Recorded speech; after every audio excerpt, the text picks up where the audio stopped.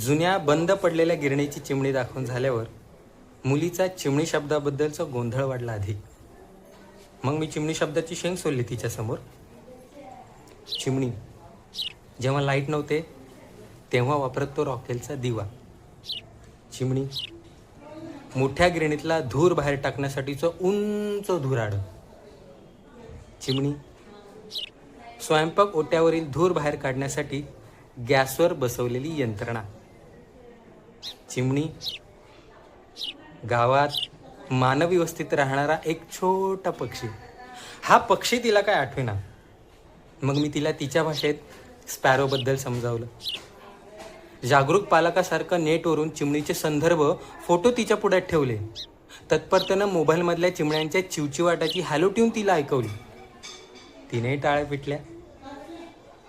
चिमणी दाखवली, ऐकवली, सांगितली. अजून काय करायचं असतं मुलांसाठी अपेक्षा?